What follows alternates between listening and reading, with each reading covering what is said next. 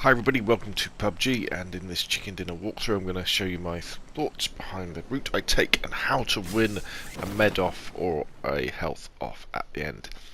As you can see, we've got a northwest to southeast flight path, so I put my marker down on Prim, and the idea is you kind of fly to that junction on the coast road. There's normally vehicles there, fly all the way to Prim so that you can loot in safety. Little hint there from Jammy, actually, from the Hot Drop Discord.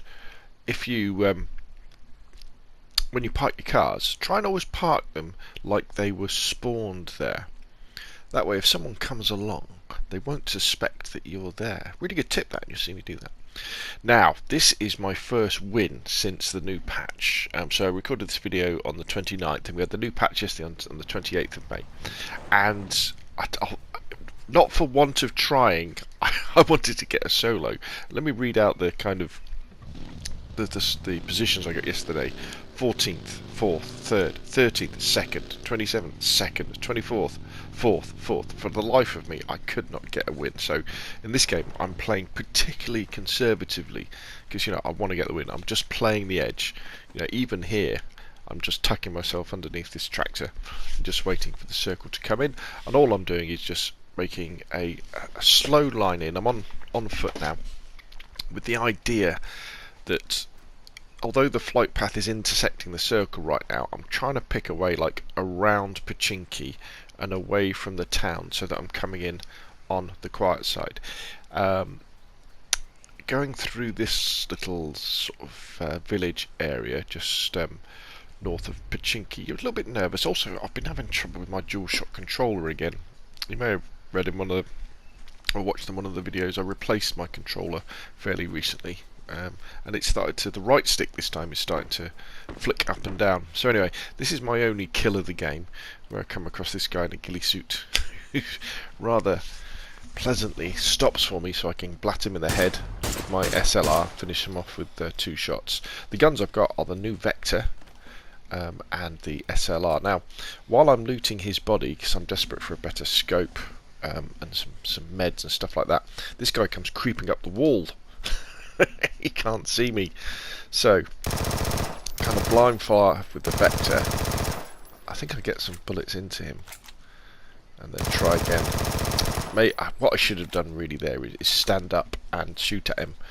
Then he gets into a fight with someone else and pokes his head out again.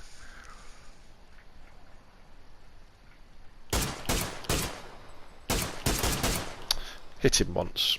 Right, we're down into the last 5. I'm on the edge of school. I come around this corner. Somebody shoots at me, so I have to skedaddle back round the other side. Not many games finish at school. Well, not many games that I've come on. So I heal up, and after figuring out that I can't climb over the wall, I go through that gap there, and then I'm just doing a little scout. I can hear somebody on the sort of the first floor above me. So I can hear him crawling around and moving around, so I just have a quick look through the windows using third-person perspective and drop in. So now we're into, there's somebody above me, there's only 3 people left, so I lob a couple of grenades up there. I don't know where the other guy is, there's definitely somebody up there, and then I try and bounce a grenade off the wall in a second, and so we're into a med-off situation. Now, they've changed this slightly in the fact that the warning only cuts in with 30 seconds to go. Now, it used to be a minute you used to get. It would say a minute, but it doesn't. Oh, sorry, 15 seconds to go, it says, which is just enough time to get to full boost. Because in a med-off, in a health-off situation where the blue disappears, you want to get to full boost first. And then the critical thing is obviously you need to have some health packs. So you want to be at full health, full boost. And then you need to take a little bit of damage. Alright, and I'll show you this in slow motion in a second. And then you need to get yourself to the centre of the circle, be ready to shoot somebody, and then you need to spam the first aids so that you can apply the first aid.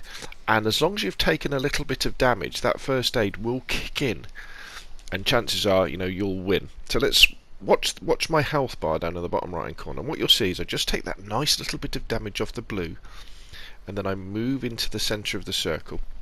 And now what I want you to keep an eye on is keep an eye on my health bar, the white bar right at the bottom, and keep an eye on the amount of time it takes to apply the first aid. and you'll see that the first aid just kicks in as my health bar is almost at 0.